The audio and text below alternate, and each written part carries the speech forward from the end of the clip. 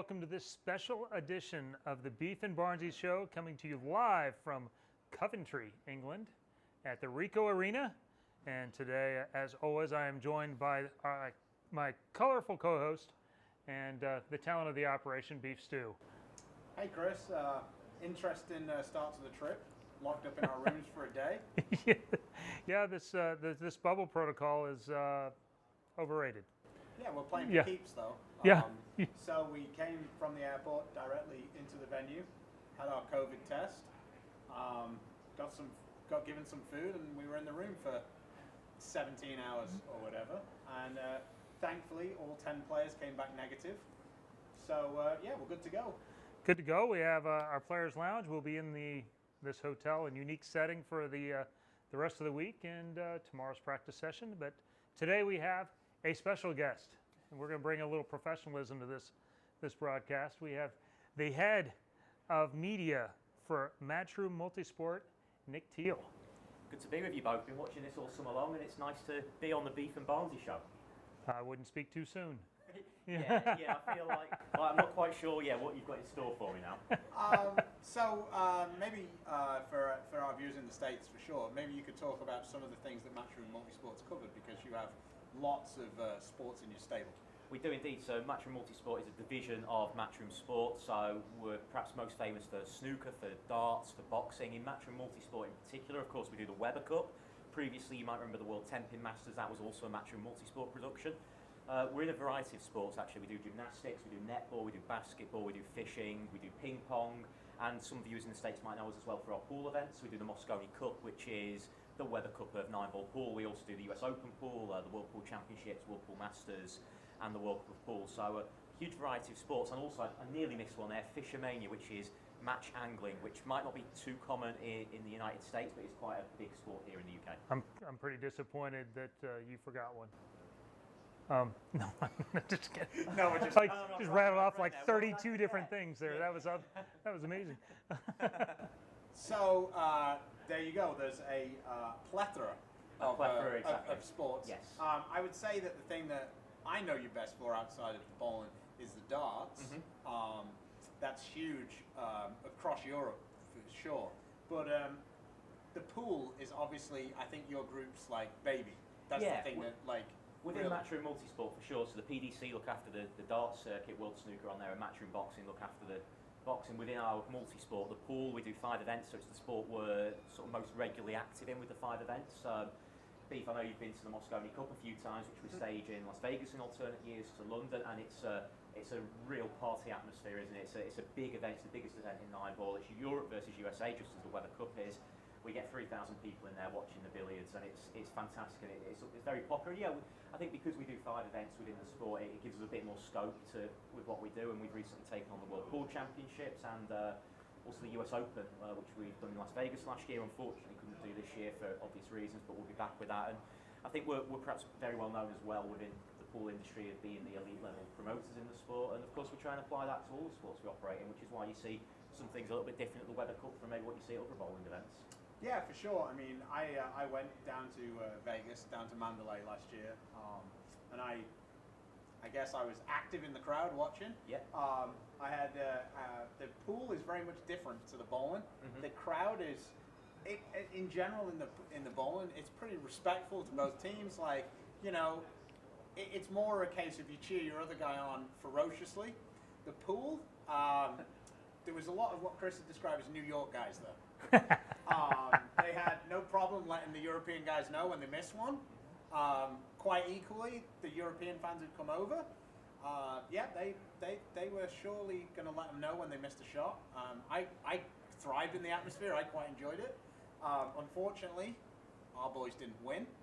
It was we're in a very strange situation with Matchroom Multisport at the minute. Europe aren't winning all the events. It was a bit of a weird deal. We had 5 in the bowling, and I believe the pool had 9 in a row. They had 8. Eight in a row at the same time. You had 5. So we were just desperate for a USA win at one of our multisport events. I think you joked with me once, Stu, that it's just becoming another Matchroom Multisport production of Europe beating USA. But the last few years, Chris came in on the bowling, of course, and turned the tables. Sounds so odd to me. I just don't even. It doesn't even register. That was such an upset when they Then they beat us my last 2 times before I came back. Yeah, well, 5 in a row is still a Weber Cup record, of course, and it's the same in the pool. 8 in a row for Europe is a Mosconi Cup record, but yeah, USA have had the upper hand. It's been a little bit closer, perhaps, in the pool the last 2 years than it has in the bowling. I'm sorry, Stu. But I guess that atmosphere. Sorry, I know I'm kind of too used to interviewing you, but that Mosconi atmosphere, I bet you would love at the Weber Cup. Oh, for sure. I'm all about the animosity. Yeah, I'd love it if we could start having an argument with the guy in the crowd. Yeah, that's what it's all about. I've thought for a long time that the English crowd, because it was always here, was way too polite to what they actually felt about us anyway. I thought they should cheer, and there was a few of them where it got down to it at the end where there was some of that, but very few did ever get really ramped up to where it was obviously we're only cheering for them and we're not really going to cheer for you at all. Look, the pool does still have that level of respect. So I know what you guys used to like about coming to England and the fans is that once the bowling was finished, you guys would interact with the fans. They'd be very welcoming. They loved the fact that they could see you guys. And it's the same on the pool. When the event's finished, everybody is, at the end of the day, they're celebrating their sport. The Mosconi Cup really is a celebration of 9-ball. And yeah, the atmosphere, it's quite intense, isn't it? The Ryder Cup's gone a little bit like that at times in recent years. And the Mosconi particularly when it's in America. Yes. You can't help somebody. Yeah, and actually the Mosconi is the other way around. It's always been quite ferocious in Europe, and often the Americans haven't really travelled to Europe, and that was actually going to change a bit this year. We had a lot of people from America coming over, but again, who knows what will happen there. But last year in America was probably the first time. Even in America, a lot of Europeans would come over and watch the pool in Las Vegas. Yeah, but definitely. Last year was a little bit more. We actually had the final day of it on Thanksgiving Day, which of course is a big day of sport in America. And to have 1,500 people flying to Vegas to watch the Mosconi Cup was brilliant. And they really, it was holiday season. They had a great time watching America win. So anyway, let's crack on a little bit with the Weber Cup. We've had a little bit of a change in the format this year. Yes. We're now going to 23. It's a little bit more of a marathon. Race to 23, yeah. which is 45 matches for those of you that are bad at math. It's basically 45 sprints in one long marathon. Yeah, and we've got 6 sessions as opposed to 5. And now, historically speaking, for guys who haven't really watched the Weber Cup, check it out, the Weber Cup Facebook page and Instagram and the YouTube page. And what's your Matchroom.live as well, which you can see lots of archive Weber Cup on there. We will very soon actually have all the old World 10-pin Masters finals on there as well, so we're excited to get those up there. For those of you that remember that, anybody who's seen the Laughing Baby 5-7-10, that's where that came from. Typically, the first session would be a Baker followed by 5 or 6 singles, depending. Then the even session, so to speak, would have been doubles and singles alternate, and then back to singles. But this time we've got a bit of a change. We've got doubles in every session. Yes, that's correct. We've changed up a little bit. First of all, we're up to 6 sessions. One of the reasons, obviously, we haven't got fans here this year, so we wanted to give a little bit more back for everyone watching at home. So just more bowling, because why not? Who doesn't want more bowling? And that's also we've gone. Sorry, Chris. No. I was thinking of some people that didn't want more bowling. This is a bone of contention with Chris. No, I love where you're going with it. I don't always love where some other factions have chosen to go with the amount of competitive games. Well, we're going with up to 45 matches in the tournament. And one of the changes we had this year, we were going to have anyway before, of course, the pandemic came along, was we were going up to 5 players per team, which we've had in the past. It's been 4 players now for a decade or so. Yeah. So that was always going to be a new dynamic, and now we've introduced more matches as well. Like I said, there'll be doubles. There are more doubles combinations to choose from as well, which is a difference. So, you're going to be bowling with 4 partners rather than 3. There'll be singles and doubles in every match. There's a few other matches as well that we've not had before. So the last couple of years we've had a fan's choice where fans can vote, webercup.com, I'll keep getting the plugs in, for a singles match at the end of the first day. We've also now got a doubles match. You can choose your favourite singles player for each team and your favourite doubles pairing. They'll face off from a fan's vote.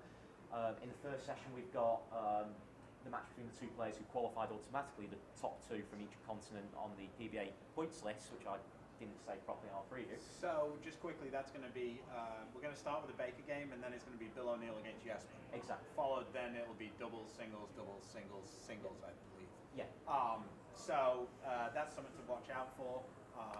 Fingers crossed, Europe have an advantage with Jesper to start, get off to a quick start. Historically, that's not really been the way it's come down for Europe. I can remember way more sessions where we ended up 5-1 down than I can when we ended up level. So, But it's also been the other way. There's been a lot of times where teams have come back strong. Obviously, 2014, yourself and Don were on the team that with those special balls. Chris is starting to twitch. Well, I was going to say there was a few years earlier, prior to that. I want to say 2009, but it might have been more recent than that. Bill O'Neill played the last 2 matches, and I think USA won 9 out of the last 10 matches to win the cup. And you would have been on that team, right, Chris? That's correct. So it's not always been. Yeah, it was a real interesting fact. I heard you talking that Bill O'Neill had won the Weber Cup twice. Mm-hmm. When Bill O'Neill actually won the Weber Cup twice, we were just paid an appearance fee. So Bill has actually yet to win any prize money in the Weber Cup. So hopefully that's playing on his mind a little bit. Yeah, he's been very uncomfortable playing for money Yes. in recent times. Yes, So it's, Bill's obviously, he's not on the one lane. Let's go with that. We're really All right. grasping at straws here. We're trying to find any sort of loophole that we can find. I mean, because let's be honest, if you look at the points list, we've got more guys in the 30s and 40s than America have outside the top 10. Yeah, I mean, I'm not going to lie to which you. is just me. Yeah. we do the graphics, so Jake in our office does the graphic and I put it on the website. So every time there's an event and the points list updates, we put kind of like the top few players from each team on the graphic. And yeah, it takes a little bit of scrolling to get a few Europeans on that list. So Yeah, all right, Nick, back up offers. Yeah, It's funny when I make the joke, it's insulting when you do it. yeah, well, you brought me in, so Yeah. Don't worry, I find it funny. So I'm we're sure- good. Yeah. Sure, but I mean, I guess Stu, because like, obviously USA won the last 2 years, and Chris has come back in and captained them brilliantly. I have to say that. But Anthony Simonson and Kyle Troop have done really well the last 2 years, and then they've added to that team. Felt tough to be the jockey. And Bill O'Neill, who are like, as you said earlier in our preview show, like kind of the best 2 guys from the last 5 years on tour. Like, Being the Yeah. captain of those 2 guys is like being the jockey for Secretariat. It's not. To be fair, last year they brought Jacob in and he was leading the points. Didn't work out overly well. So, I mean, like I say, any format which means less of Simonson seems to be something that we're going to like. Kyle thinks them having 5 guys, that's just one more guy for Kyle to piss off in the team. So I'm thinking that a lot of these things are like lining up for European success. maybe I think we shot our preview show that's going out on the Weber Cup social medias just before we did this, and I completely forgot to ask Anthony. It was on my mind to ask him. But the way that Europe talk about like the fact that 5 players is great for Europe because it's less of Anthony Simonson. I mean, it must be great for him because these guys are running so scared of Anthony that must just build his confidence Well, even more. No? let's be honest. What they really need is more of Jesper Svensson. And in the last 2 years, they've really missed him. He has not played particularly well.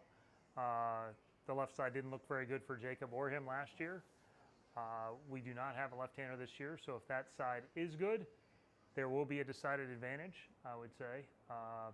And so we'll have to come up with another way. But that's how he turned the tide the very first time, was he took out the giant. And it was literally David versus Goliath, but he's done the job. With Jesper, because Jesper was great for the first 2 years, but then the last 2 years, it just seemed the way the fixtures worked out, he kept running into Anthony Simonson. Anthony was just that little bit big. I mean, you made the point that It was not an accident.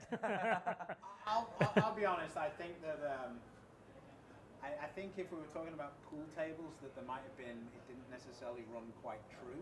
Would have been maybe the technical term for it for the lane. So we're hoping that we've got like maybe a different installation, and maybe they found our special lane. and your special balls from that year as well. Yeah, we brought some of those urethane balls with us, but I don't think it was too much of a scare, like a shock. So I'm sure that the American guys came. Yeah, this wasn't like that year when basically, I mean, that home field advantage was like a lot of the VAR calls that seem to go around here. So. You're enjoying the soccer today, as you would call it. Yeah. The home field advantage for Everton. Yeah, we don't need to talk about the VAR today. I think, sorry, it's not my show, but let's move it on, Stu. Come on. So where can people watch it in the States? That's going to be the big thing. Yeah, of course. So if you're in the States, DAZN, so DAZN.com, download the DAZN app on the App Store, on the Google Play Store. It's a subscription service. It's your same high quality, brilliant TV program that we get here on Sky Sports. So you hear the guys talking about the production levels here and the quality of the broadcast. You're going to get exactly the same on DAZN. So Anywhere across DAZN North or America, DAZN. DAZN? DAZN, so as in Okay. you're in DAZN. So yeah, DAZN.com or download it on the App Store and you can register there. Just for people, if you go, I'll put a link in the description to show you where to go. But on the DAZN Facebook, on the DAZN website rather, there's a lot of pretty much only shows boxing. Yeah, the predominant source at the moment is a No, fight, just a letting the combat people sport, know so- to what to expect to see. Yeah. I believe when I looked, the subscription is $19.99 for the month, but it's a month-to-month contract. So if you only want to watch the Weber Cup, you can sign up, watch the Weber Cup, $19.99 DAZN. How about in England? If you're in England, we're on SkySports as we have been throughout the 20 plus years of Weber Cup history. They're a great supporter of a lot of our multi-sport events. We are live on SkySports, so that's 1 p.m. UK time. So I guess if you tune into the zone, that's going to be 8 o'clock Eastern in the morning. So yeah, Good Sky maths. Sports in the UK. I hope that's right. And then where else? So where else? If you're in Scandinavia, Viasat is where you want to go. Viasat Sports or Viaplay. Elsewhere around the world, we've got other broadcasters. If you hit weathercup.com, you'll get the full list there. If it's not on TV in the country you're in, Matchroom.live. So that's a streaming platform we've got online, which we launched this summer, and it basically is somewhere where you can go and pay a one-off fee to watch, again, like DAZN, you can pay for the month and watch the Weather Cup and lots of archive on there and any other live Matchroom events as well. So, yeah, if you're not in Scandinavia, the UK or the USA, if you're in Russia, you can get it on Match TV. If you're in China, we're on CCTV. Some of Eastern Europe, Nova Sports, if you get that. DAZN also, by the way, isn't just American. So if you're in Canada, Brazil, quite a few European countries as well. And Belmo, if you're watching in your lockdown, I believe you can watch it on Fox Sports You can in indeed, Australia. Fox Sports in Australia, also Sky Sport New Zealand. So I think that's all. There you go, mate. You can watch me kick your double spartner's ass. Anything else, Chris? Gosh, what else? I don't know. I think we could wrap it up there, and we'll have another show tomorrow, maybe from the lanes with some practice. Yeah, I think we'll bring you some more live stuff. We'll keep it a little shorter this week, but we'll come at you a few more times than normal.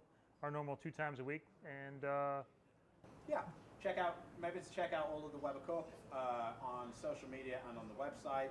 Please vote for Jesper in the singles match, and possibly for me and Dom in the doubles. That would be awesome.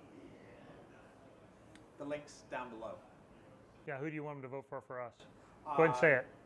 I think a Chris Barnes singles match, and then maybe a Bill and EJ doubles match.